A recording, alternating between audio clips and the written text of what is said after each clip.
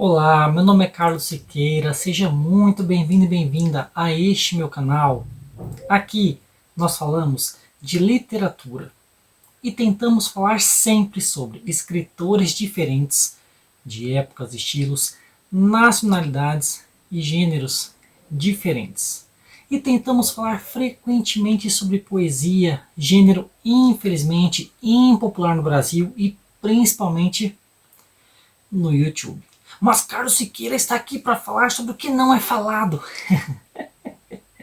E hoje eu trago um dos nossos grandes poetas simbolistas. Esta escola que é um pouco falada, viu? Mas que eu gosto e valorizo bastante. Bom, para quem conhece o simbolismo brasileiro, sabe que nós tivemos dois grandes nomes nessa época. O primeiro, Cruz e Souza. E o segundo, que é sobre quem eu vou falar hoje aqui, Alfonso de Guimarães.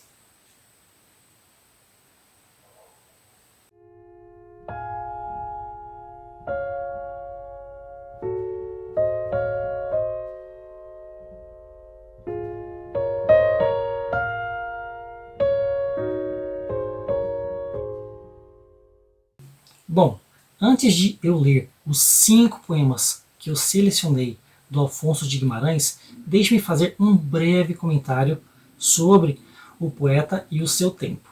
Que eu acabei de mencionar, ele era simbolista. Para quem não sabe, o simbolismo ele é contemporâneo do realismo, tá?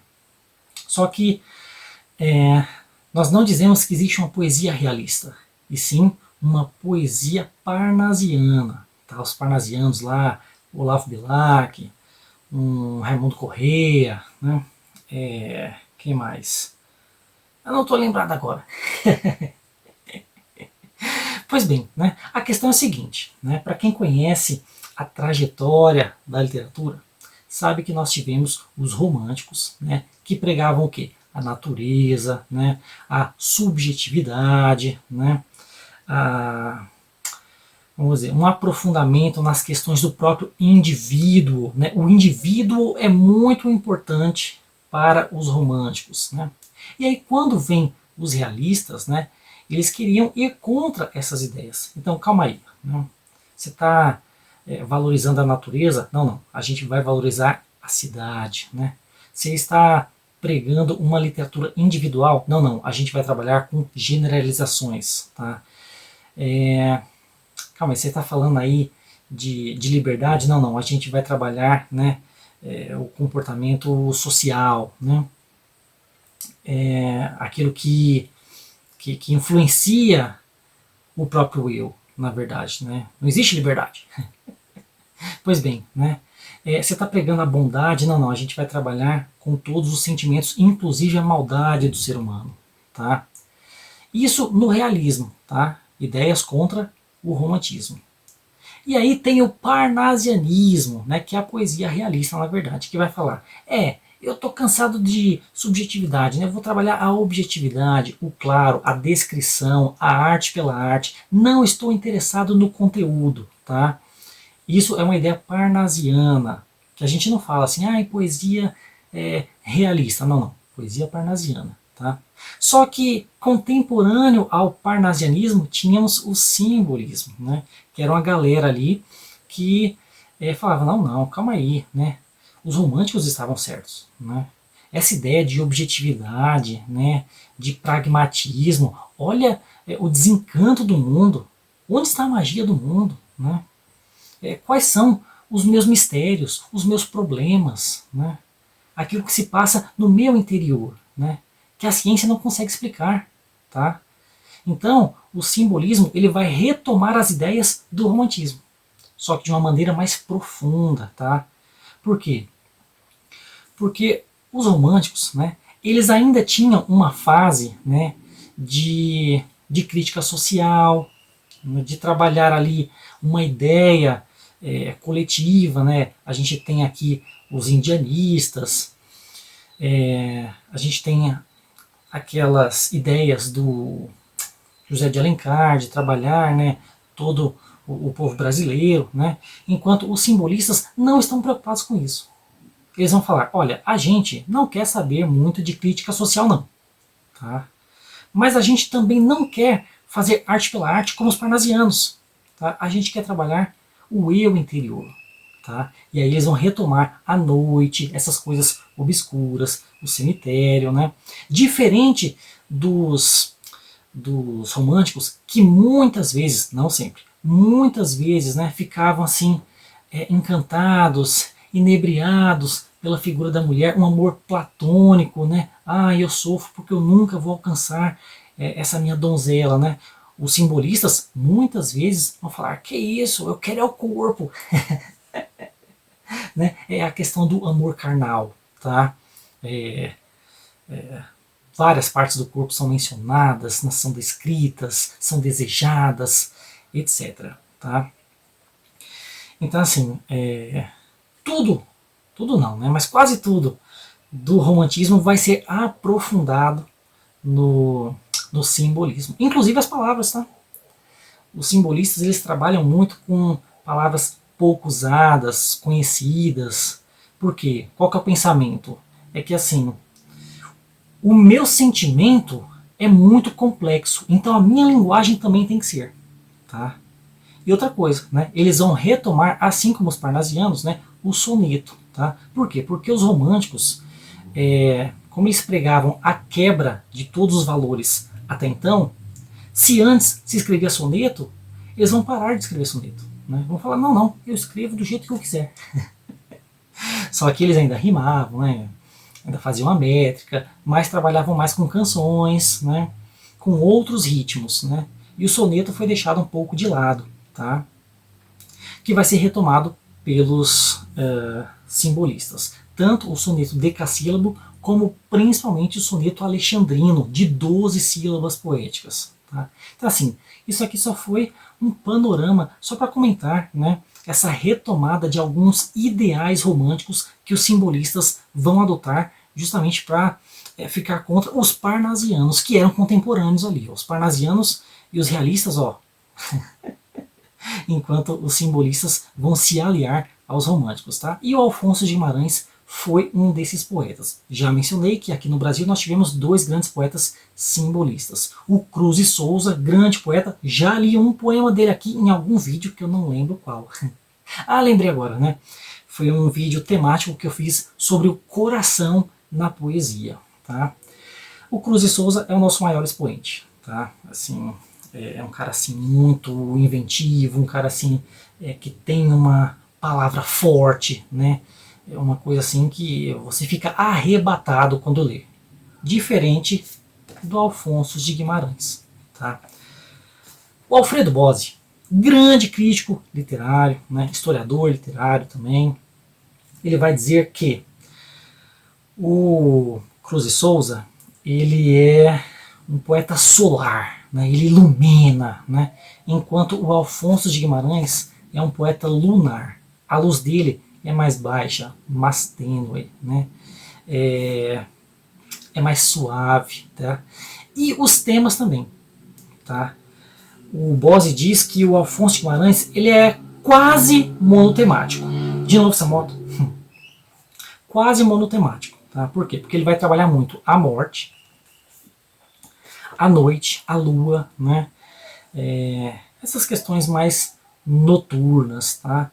Bom, para quem não sabe, Alfonso de Guimarães, poeta mineiro, ele, né, que é filho de uma parente do Bernardo Guimarães, né, que é o autor lá de A Escrava Isaura, né, e ele também vai se casar, né, justamente com uma filha do Bernardo, né, e ela vai morrer adolescente, gente, tá? E isso vai marcar profundamente o poeta, tá? Que sempre vai falar da amada morta, né? Sempre vai falar de encontrá-la no outro mundo, né, de como ela era bela, maravilhosa, etc. Então, assim, existem alguns eixos na poesia do Alfonso de Guimarães. Tá?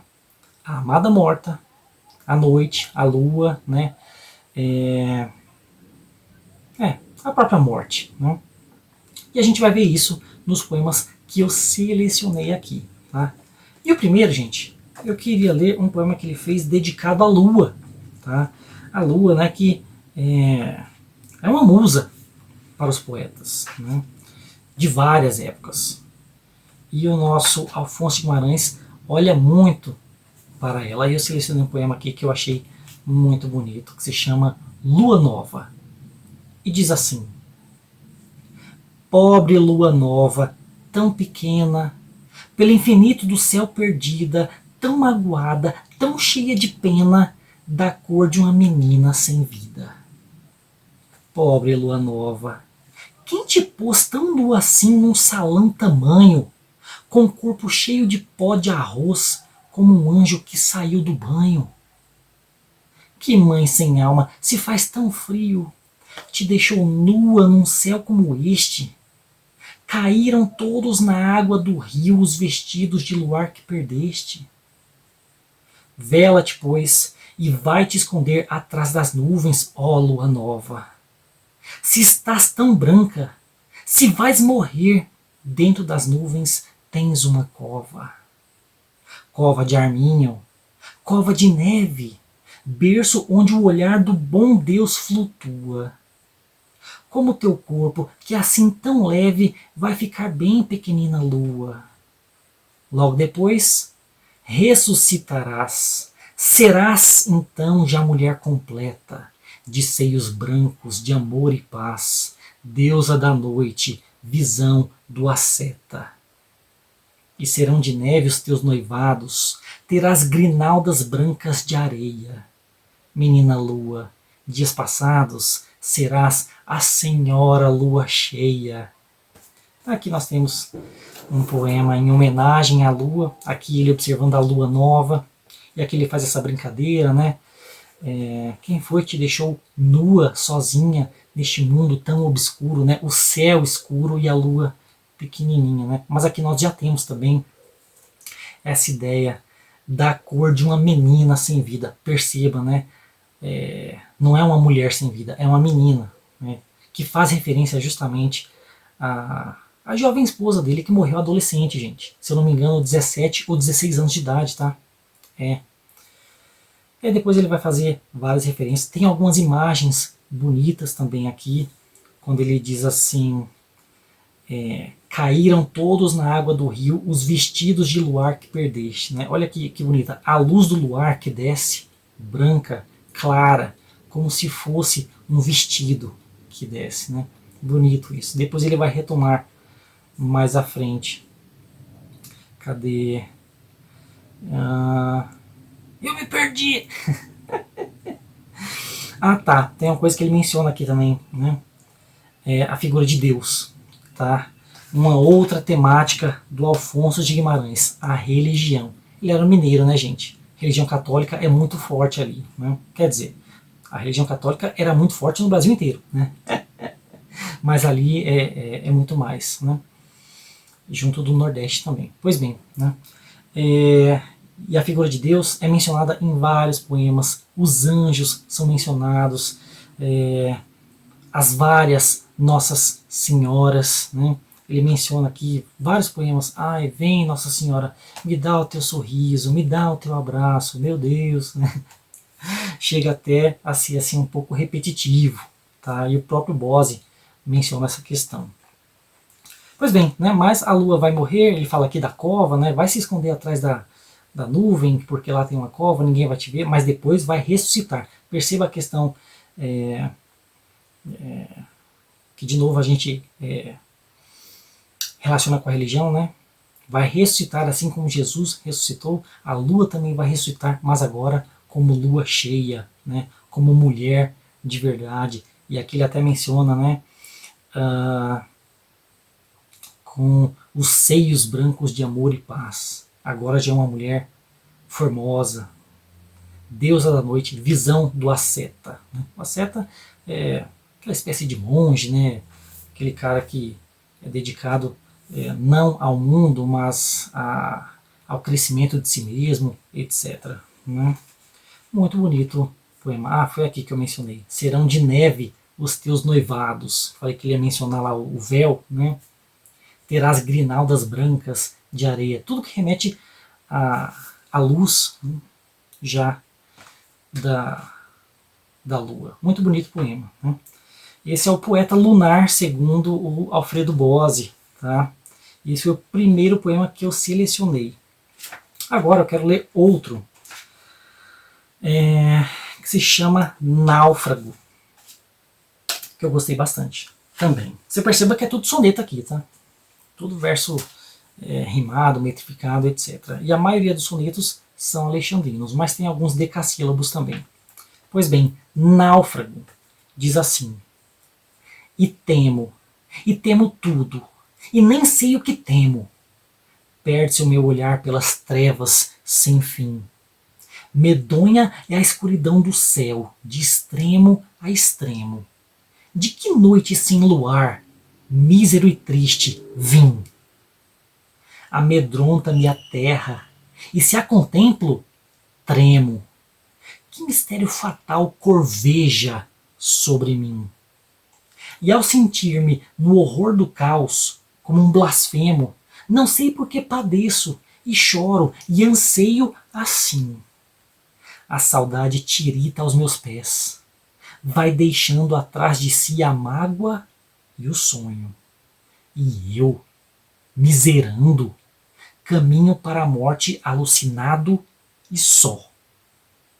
O naufrágio, meu Deus, sou um navio sem mastros. Como custa a minha alma a transformar-se em astros? Como este corpo custa a desfazer-se em pó? Fim do poema, né? Gosto muito desse poema aqui, porque, de novo, ele traz a questão da noite, né? Só que um eu lírico, com medo de estar no mundo, porque o mundo é vasto, né? O mundo é cruel. Várias vezes ele menciona aqui em vários poemas, né, que a terra em que ele vive é vil, né? E ele teme, né? Ele teme tudo. Ele menciona aqui: temo tudo, nem sei porque que eu temo, né? Perde-se meu olhar pelas trevas sem fim. A questão da noite, ao mesmo tempo da obscuridade da vida, essa incerteza que é uma marca do simbolismo e dos românticos, né? A incerteza que muitas vezes tenta ser esclarecida pelos realistas, tá? Medonha é a escuridão do céu. Não é uma escuridão plácida, é medonha, é de dar medo. De extremo a extremo. De que noite sem luar? Olha, uma noite assim, uma vida sem nenhuma claridade. De onde ele veio? Não se sabe. Tem uma questão existencial aqui, né? Amedronta-me a terra, e se a contemplo, tremo. Que mistério fatal corveja. Interessante essa palavra, né? Corveja, de corvo, de morte, né? E a questão do mistério fatal, né? É algo que não dá para escapar. O destino é muito mencionado pelos simbolistas, tá? O destino como algo já feito, já pronto, né? Já posto, né? É que ele vai falando. O que eu gosto desse poema aqui é o final, né? O naufrágio, meu Deus. Sou um navio sem mastros, ou seja, né? sem apoio, né? Como custa minha alma a transformar-se em astros? Como este corpo custa a desfazer-se em pó? Por mais que a vida seja ruim, o poeta e o ser humano, né, não aceita o fim. Sempre tenta se agarrar a alguma coisa, né? Eu já fiz alguns vídeos aqui que eu mencionei essa questão, né? Por isso que a esperança é a última a morrer, né? Porque nós nos apegamos a qualquer coisa que a gente consiga se segurar. Está naufragando, mas se ele vê uma florzinha boiando, ele se segura e puxa, como se aquilo fosse salvá-lo, né? E quando a pessoa está desesperada, né, ela se apega a qualquer coisa. Então, assim, por mais que seja só escuridão, noite sem astros, o ser humano ainda resiste. Meus amigos. Então, assim, gostei muito desse poema aqui, né, que é o Náufrago. Agora, gente, eu vou ler um outro poema, um poema religioso, hein? Ó, vocês estão percebendo que Afonso de Guimarães, já falei da lua, questão da noite, aqui do naufrágio, né, que é o próprio fim, a morte, né? Ao mesmo tempo, esqueci de mencionar, né, a questão da transcendência, né, que o poeta sente que ela não é tão certeira assim, e por isso sofre. Tá? Pois bem, né, esse aqui se chama assim, Em teu louvor, Senhora, estes meus versos. Na verdade, o poema não se chama isso. Na verdade, esse é o primeiro verso. Tá? É porque o Alfonso, ele não dava título para os seus poemas, em sua maioria. Né? Ele colocava número. Aí, para ter um título, né, os organizadores, no caso aqui, o organizador, o selecionador, foi o Alfonso de Guimarães Filho, hein? É o filho, que também é poeta, tá? Poeta reconhecido, pouco falado por aí, mas que é considerado de qualidade, tá? Grandes nomes, Manuel Bandeira, não sei se o Bose fala dele, né? Mas muita gente fala muito bem do Alfonso de Guimarães Filho, tá? Eu conheço gente que não gosta, hein? Mas eu não o li ainda. E o Carlos Siqueira só fala por si mesmo. Pois bem, né? Então, né, o filho colocou como título o primeiro verso dos poemas que não tem nome, tá? Só número. Pois bem, em teu louvor, Senhora, estes meus versos. Perceba aqui a questão da religião, né? Senhora, letra maiúscula, tá? Em teu louvor, Senhora, estes meus versos, e a minha alma aos teus pés para cantar-te. E os meus olhos mortais em dor imersos, para seguir-te o vulto em toda parte. Tu, que habitas os brancos universos, envolve-me de luz para adorar-te, pois evitando os corações perversos, todo o meu ser para o teu seio parte. Que é necessário para que eu resuma as 7 dores dos teus olhos calmos? Fé, esperança, caridade, em suma, que chegue em breve o passo derradeiro. Ó, dá-me para o corpo os 7 palmos, para a alma que não morre, o céu inteiro. Então aqui nós temos uma dedicação, uma conversa entre o eu lírico, né, e a Nossa Senhora, e ele falando, né, que a vida, né, é só dor, né, mas que ele a dedica a vida inteira para ela. Né? Dedica os versos, minha alma para cantar-te, meus olhos mortais, né, para seguir-te o vulto em toda parte, né? E aí aquela questão, né, você, né, no caso tu, que habitas os brancos universos, envolve-me de luz, né? Perceba como que esse eu lírico, né, não é que ele é amedrontado, mas é que ele é fraco. Né? Ele precisa de um apoio. E esse apoio não está nos outros seres humanos. O apoio está na figura divina. Meus amigos. Né? E aqui, né, ele fala muito das 7 dores, tá? Em outros poemas também. Que chegue em breve o passo derradeiro, dá-me para o corpo os 7 palmos, né? Enterra logo o corpo, né? E para a alma que não morre, ou seja, a alma é eterna. A questão da eternidade é muito trabalhada pelos simbolistas, tá? Coisa que tinha sido deixada de lado pelos parnasianos, pelos realistas. Essa questão de alma no geral, né?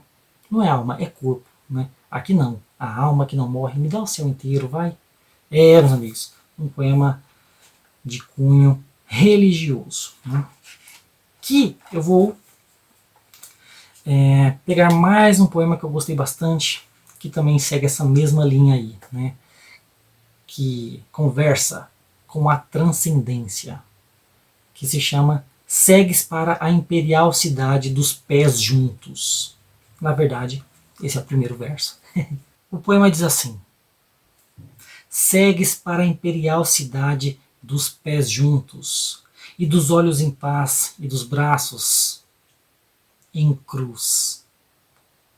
Sê feliz, meu amor, no reino dos defuntos, onde a morte ergue e soergue o seu cetro de luz.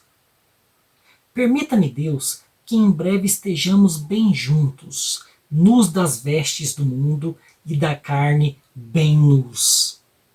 Rir-nos-emos então, como alegres defuntos, dos versos virginais que em tua fronte pus. Seremos, bem certo, um nada contrafeitos, Já não encontro mais a seda dos teus peitos, nem tu encontrarás o tato destas mãos. Afundam-se na terra as imagens lascivas, não mais a comunhão dos beijos e salivas. Amamo-nos em vida, o pó nos fez irmãos. Meus amigos! Aqui nós temos de novo a questão da amada que já morreu. Né? Perceba como que essa imagem é muito repetitiva na poesia do Alfonso de Guimarães. Tá? 1000 poemas que ele fala sobre a amada que já morreu. Tá? Sempre em referência a sua ex-esposa. Tá? Depois ele casou, tá? Ele casou depois, teve 14 filhos. Tô falando sério, né? 1000 filhos, né? Pois bem, né? Mas essa imagem se repete na poesia dele, tá? A amada morreu, né? E ele fala, né? Não, a gente vai se encontrar num outro mundo. Perceba a questão da transcendência, né? Esse outro mundo aqui, os pés vão juntos, os olhos em paz, os braços em cruz, etc. Né? É o reino dos defuntos, né? Onde existe o cetro de luz, etc. Perceba como que essa questão, né, da religião sempre presente, né? Permita-me Deus, né, de novo, né, que em breve estejamos bem juntos, nus das vestes do mundo e da carne bem nus. Perceba como que ele também é um pouco repetitivo e isso me desagradou um pouco, tá? Com algumas palavras, tá? Então ele começa o verso falando nus das vestes do mundo e da carne bem nus, né? Só para rimar, só para manter a métrica, porque ele poderia ter usado nus só uma vez, tá? E de novo repetiu defunto, né? Então assim, muitas vezes ele repete a palavra, tá? Só para dar o ritmo, uma coisa que me desagradou um pouquinho. Tem um poema que ele fala aqui do velhinho, né? Quando eu for bem velhinho, mas tão velhinho, né? Pô, só para dar 10 sílabas, eu pessoalmente não gosto muito disso não, tá? Mas assim, é claro que o cara domina a técnica, não há dúvida, vocês estão percebendo isso, né? E aí de novo, né? Seremos nada contrafeitos, porque aqui na Terra ele já não encontra a seda dos peitos, percebam, né? Essa questão corporal, né? Corpórea, né? A seda dos peitos, né? E a mão que tateia. Perceba como que no simbolismo existe esse contato, coisa que no romantismo, uma hora eu vou fazer vídeo sobre o romantismo, tá? Os românticos muitas vezes, eles tinham a oportunidade, mas não pegavam para não manchar a donzela, né? Não, você é pura, não, eu não vou te tocar, né? Esse ser vil. Então assim, eles colocam a mulher num patamar muito alto, né? Inalcançável, platônico, enquanto os simbolistas não. Os simbolistas, eles querem pegar mesmo. Meus amigos, né? E agora, de novo nessa questão, olha só, né? Afundam-se na terra as imagens lascivas, né? Essa ideia corporal mesmo, né? Não mais a comunhão dos beijos e salivas. Perceba como que é posta essa parte que não é muito mencionada, né? Quando se fala, não, um beijo, né? Como uma coisa pura, né? Na verdade, o beijo é a mistura, né? A troca de fluidos, né? E os simbolistas falam disso. Outras vertentes não, tá? Outras escolas. Né? E aqui, né? Amamo-nos em vida, o pó nos fez irmãos, né? Porque lá no outro mundo não vai ter mais esse amor, né? Aí a gente vai ser iguais. Meus amigos! E agora eu vou ler para vocês o último poema que eu selecionei, né? O mais conhecido dele, tá? Vou ler até em outro take, tá? Isso aqui é muito cobrado em vestibular, em provinhas, né? Bom, eu estou falando de Ismalha, esse poema magistral e que não é soneto, tá? E é por isso que eu deixei por último, em outro take. Pois bem, meus amigos, o último poema que eu lerei aqui neste vídeo de hoje, o poema mais conhecido do Alfonso de Guimarães, um poema que assim eu acho magistral, meus amigos. Ismalha. Ele diz assim: quando Ismalha enlouqueceu, pôs-se na torre a sonhar. Viu uma lua no céu, viu outra lua no mar. No sonho em que se perdeu, banhou-se toda em luar. Queria subir ao céu, queria descer ao mar. E, no desvario seu, na torre, pôs-se a cantar. Estava perto do céu, estava longe do mar. E como um anjo, pendeu as asas para voar. Queria a lua do céu, queria a lua do mar. As asas que Deus lhe deu ruflaram de par em par. Sua alma subiu ao céu. Seu corpo desceu ao mar. Meus amigos, que poema maravilhoso! Aqui nós temos uma imagem, né, muito bonita, né, ao mesmo tempo muito desesperadora, né, de uma moça, Ismalha, que nós temos um poema narrativo, né, diferente do outro, nós tínhamos um eu lírico que descrevia os seus sentimentos, aqui nós temos um terceiro personagem, Ismalha. Tá? Então Ismalha, é interessante esse verso logo no começo. Quando Ismalha enlouqueceu, pôs-se na torre a sonhar. Né? Perceba como que o sonho, essa necessidade subjetiva do ser humano, ela só acontece na desrazão. Só foi quando ela ficou louca, enlouquecida, né, que ela começou a sonhar. Antes disso não sonhava. Meus amigos, a gente tem que pensar nisso, tá? Pois bem, né? E ela estava na torre, né? E ela via uma lua no céu e o seu reflexo na água, no mar. E aí no sonho em que se perdeu, ela se banhou toda de luar, né? Perceba que imagem bonita isso, né? A lua, a luz da lua banhando a personagem Ismalha. E no desvario seu, na torre pôs-se a cantar. Interessante isso também, viu? Como que o canto, a arte, ela acontece só, de novo, né? Na ausência da razão, né? Na desrazão. Né? Estava perto do céu, mas estava longe do mar. Né? E aí, como um anjo, perceba de novo a questão da religião, né? A questão dessa imagem sacra, divina, né? Transcendente. E como um anjo, pendeu as asas para voar. Queria a lua do céu, queria a lua do mar. As asas que Deus lhe deu ruflaram de par em par. Né? Sua alma subiu ao céu, seu corpo desceu ao mar. Né? Morreu a coitada. Né? Muito bom poema, não só pela imagem que ela traz, né? Que ele traz o poema, né? A imagem que ele traz, esse reflexo na água da lua, né?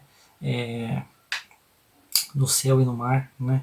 A personagem que queria as duas coisas ao mesmo tempo, que a gente pode pensar na questão também de se querer duas coisas ao mesmo tempo, né?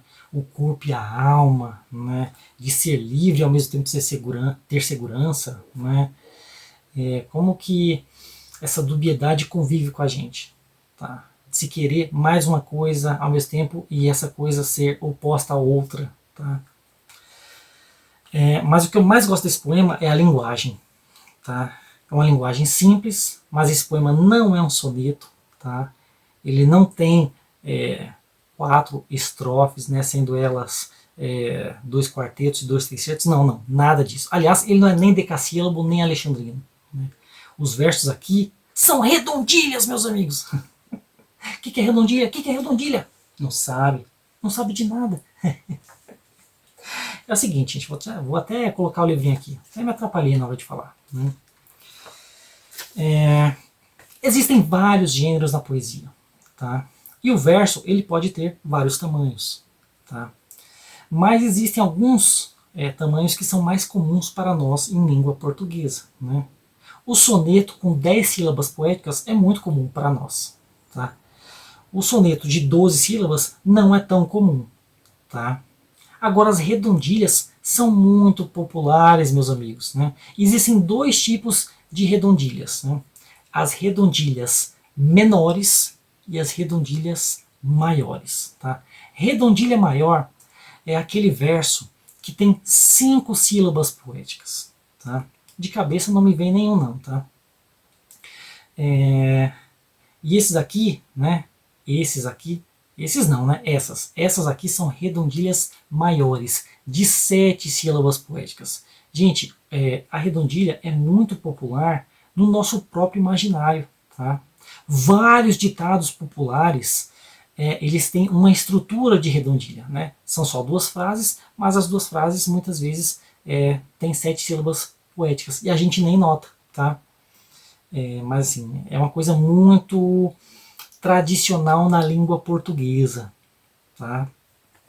Uma vez eu fiz um vídeo aqui sobre haikais, que é um gênero que eu gosto muito, da poesia japonesa, né? E eu também escrevo haikai, mas eu escrevo no formato guilhermino. Como assim? O que é isso, né? É do Guilherme de Almeida, grande poeta brasileiro. Uma hora farei vídeo sobre ele, tá? Aguarde. Pois bem, né? E quando ele adaptou o verso japonês, né, o poema japonês, para o verso brasileiro, ele falou: olha, o haikai vai ser o seguinte: o primeiro verso vai ter 5 sílabas, ou seja, né, um verso de redondilha menor, né? O segundo verso vai ter 7 sílabas, ou seja, um verso de redondilha maior, né? E o terceiro verso vai ter um verso de redondilha menor, né? Menor, maior, menor, tá? E muita gente criticou o poeta na época, né? Falou: mas você está adaptando para versos comuns na nossa literatura, a poesia japonesa é outra coisa, né? E ele falou: olha, segue quem quiser, tá? Mas eu adaptei para o que é mais tradicional na nossa língua, tá? Pois bem, e esses versos aqui, de Ismalha, eles têm 7 sílabas poéticas todos, tá? Então, por exemplo, quando Ismael enlouqueceu, pôs-se na torre a sonhar. Pôs-se na torre a, que a gente junta, né? Quando um verso termina com a vogal, ele junta com a vogal do outro verso, né? Sonhar, 7 sílabas, né? Viu uma lua no céu. Viu outra lua no mar, 7. Né? No sonho em que se perdeu, banhou-se todo em luar, né? 7. Tudo tem 7, gente, né? E o 7 já é uma coisa simbólica para nós também, né? Porque o número 7, de novo essa moto, meu Deus. O número 7, né, é muito simbólico, porque ele trabalha com ciclos, né? Então, assim, 7 dias na semana, né? O arco-íris tem 7 cores, né? Então você percebe que é sempre um ciclo, né? Aqui a gente falou da questão da religião, né? O número 7 também é muito adotado, né? Você pega assim a cruz e a Santíssima Trindade, né? Os 4 pontos cardeais, né? Mais a Santíssima Trindade, né? Então o 4 mais o 7, né? Ou o 4 mais o 3 dá 7, né? Então assim, é uma coisa muito usada, um número muito usado para ciclos, né? E aqui nós temos uma moça, uma mulher, né, vendo a lua no céu, vendo a lua no mar, então você tem a questão cíclica também, né? E no final ela morre, né? Então assim, a alma foi para o céu, né? Mas o corpo foi para o mar, ou seja, alcançou, totalizou esse ciclo. E os versos, não sendo decassílabos, sendo também redondilhas maiores, né, de 7 sílabas, né, torna isso mais enfático. E mais, tá? Por isso que eu gosto tanto desse poema, né? Porque as rimas são sempre as mesmas, né? Então, olha, enlouqueceu rima com céu, perdeu rima com céu, seu e céu, pendeu, céu, deu e céu. E a outra rima é sonhar, mar, luar, mar, cantar, mar, voar, mar, par, mar. Ou seja, não tem outras rimas. Aqui é só A e B, A e B, A e B, A e B. Como se já fosse o próprio reflexo da lua no mar, já fosse o próprio reflexo dentro do verso. Então assim, gente, maravilhoso isso aqui, né? A linguagem está refletindo a imagem. Maravilhoso, gente. Assim, pô, esse poema é maravilhoso, né? Ismalha, Alfonso de Guimarães, né? Eu confesso que assim, não é um dos meus poetas preferidos, tá? Mas eu li recentemente e falei, vou fazer vídeo sobre ele, é claro, né? Sem contar que esse poema aqui é magistral, tá?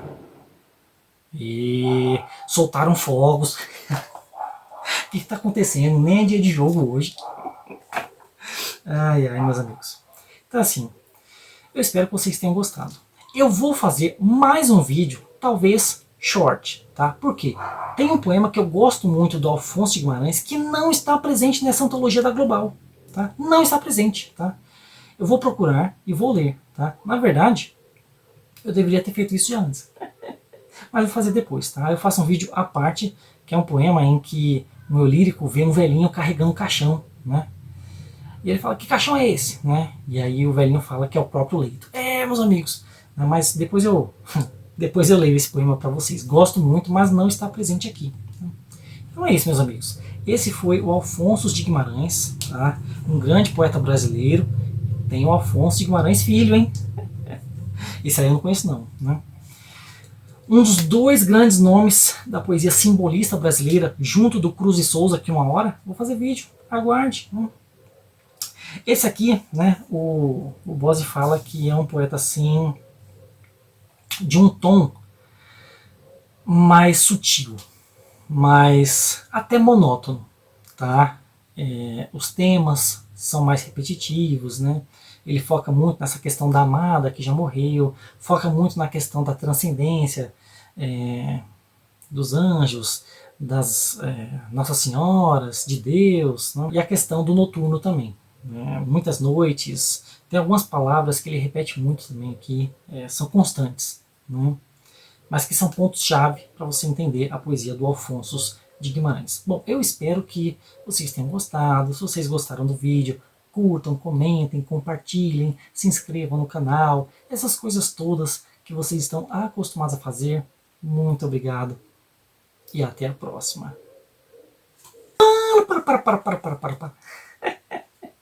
Gente, só fazendo uma correção rápida aqui, tá? Num primeiro momento eu falei que versos de 5 sílabas poéticas são conhecidos como redondilhas maiores, mas foi um equívoco, porque todas as outras vezes que eu falei sobre redondilha maior e menor, eu falei corretamente, tá? Mas na primeira vez eu acabei me confundindo.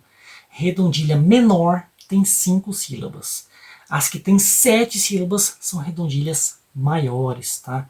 Eu só errei uma vez na fala, mas eu quis fazer um take rapidinho aqui, tá? Esmalha é composto em 7 sílabas, portanto, redondilhas maiores, sempre, tá? Uma hora eu faço um vídeo só sobre redondilhas. Aguarde. Não, esse é o poema que eu mencionei aqui, ó. Quando eu for bem velhinho, não tarda muito não, meus companheiros. Não vou ler o resto não. Mas gostei muito desses 2 primeiros versos aqui. Ai, ai. Não, mas você sabe por que eu gravei o vídeo de amarelo? Primeiro porque essa camisa aqui de corrida, né, é bem levinha e tá muito calor. Você não tá ligado, mas tá um calor muito grande, né? Segundo, né, porque isso aqui não é amarelo, é dourado. E é o seguinte, né, tem um poeta não, um pintor, né, da época do simbolismo que adorava um douradão, né? É o Klimt. E recentemente, no recesso, em julho, nas férias, eu fui a uma exposição imersiva da obra do Klimt e do Gaudí. E eu gravei shorts lá, hein? E já está tudo aqui posto no YouTube. Vai lá ver, vai agora!